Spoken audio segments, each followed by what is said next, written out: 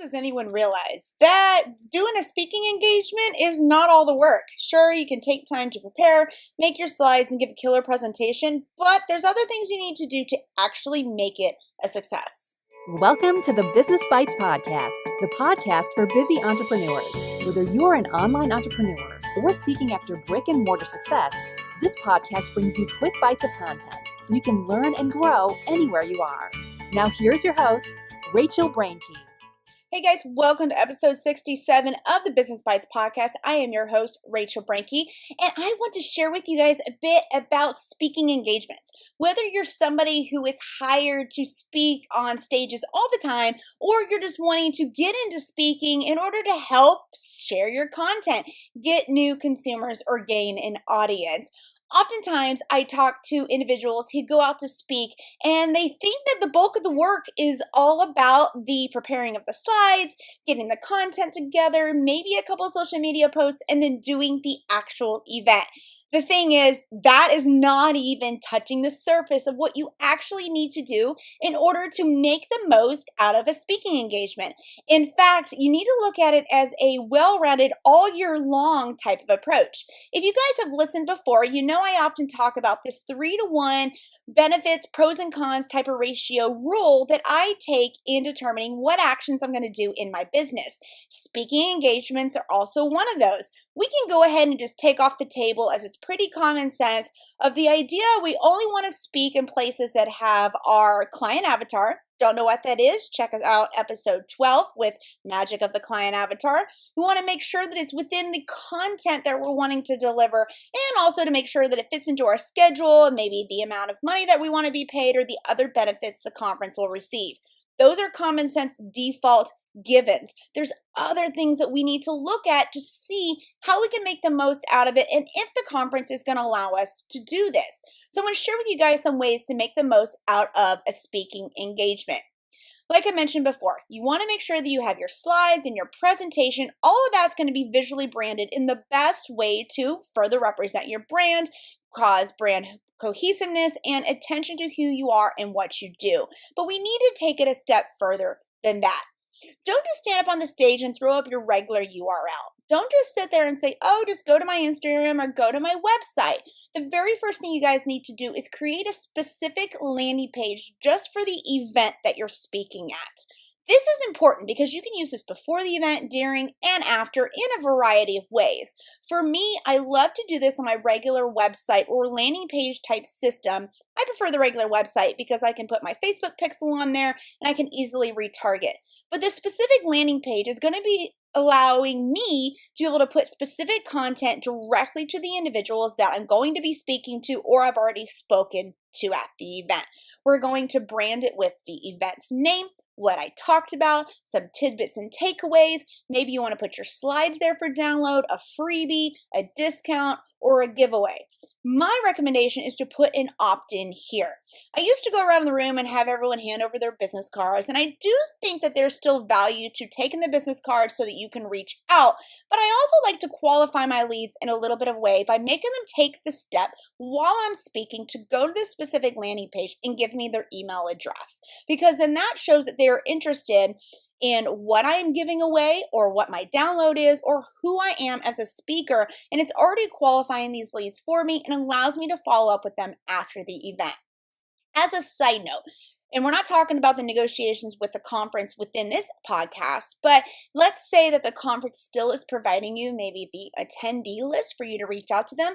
I still recommend that you do a specific landing page like this, incentivize individuals to opt in, whether you're using a discount, giveaway, slides, or a freebie, and make sure that that landing page is tailored and follow up with them within 48 to 72 hours of the event with at least a thank you. As always, please don't use and abuse these leads, but make sure that you are going to keep them warm and get them warmer to buy into who you are. After they've already seen you speak, they probably are pretty well connected at that point. Another way to make the most out of your speaking engagement is to utilize the event hashtags and social media channels leading up to, during, and after the event. So with a specific landing page like we just talked about, you're able to connect directly and get these email addresses of attendees or maybe other speakers or the conference givers, right? But utilizing the event hashtags allows you to reach individuals who may not have attended the event. Now, I love being able to search the hashtags, and I do this through the entire event.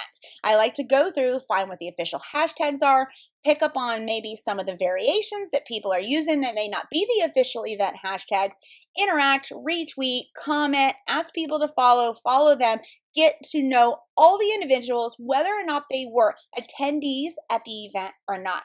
The reason for this is another level of qualifying your potential audience, qualifying your potential consumer.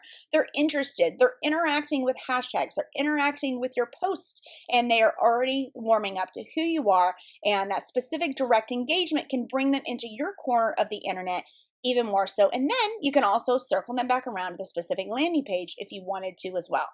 A note on that, you could keep the landing page just for the attendees, which I do recommend many times, or you can do one even for the individuals that are interacting on this hashtag, but may have not necessarily attended the event.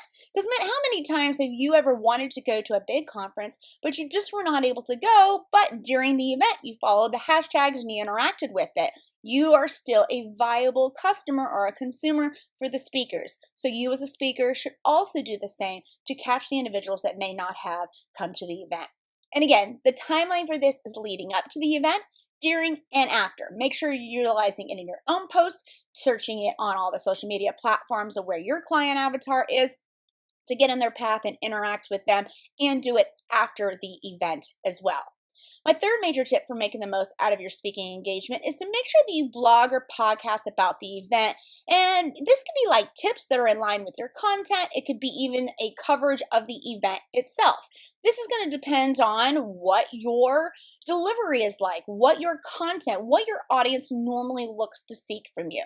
Many of you would probably love to hear about the different conferences that I go to. And admittedly, I haven't done that great of a job of reviewing the conferences.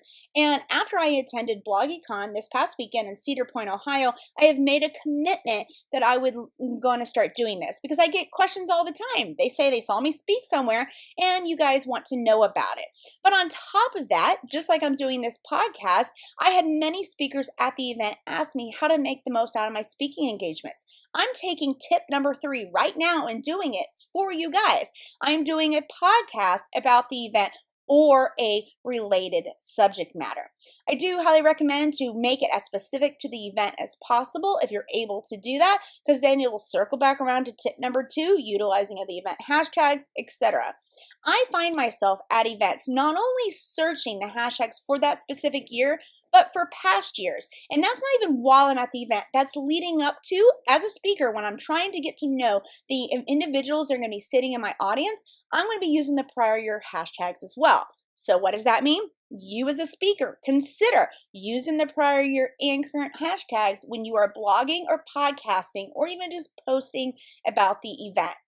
I recommend doing this in a couple of ways, and here's a great way, 3-to-1 return like we talked about before. For every action that we do, we want to get at least 3 returns and be able to use that action in 3 ways. So like for this speaking engagement, not only are we reaching the individuals in the audience, but then we're also going to be using it for content.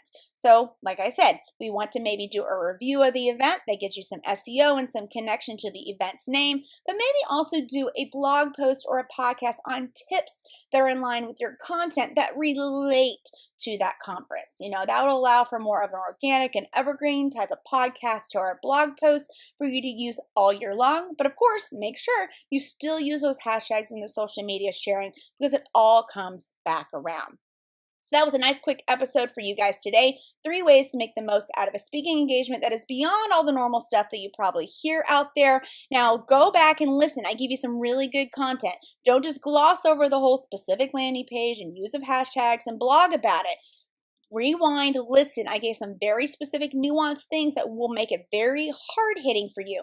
If you have any further questions, please feel free to jump into the Facebook group, The Business Bites. I'll be in there interacting and talking, and I would love to share with you guys for any questions that you have about speaking engagements, whether you're already doing them or you're wanting to dig in. And if you guys want to check out the show notes for this, you can find it at rachelbranke.com /EPI67. I also have a free business legal checklist over there and other great interactive things that we can do together to help you get forward moving in your entrepreneurial journey. Thanks for joining Rachel on this episode of the Business Bites. For show notes, a list of recommended tools, or referenced episodes, you can find them at businessbitespodcast.com. Until next time.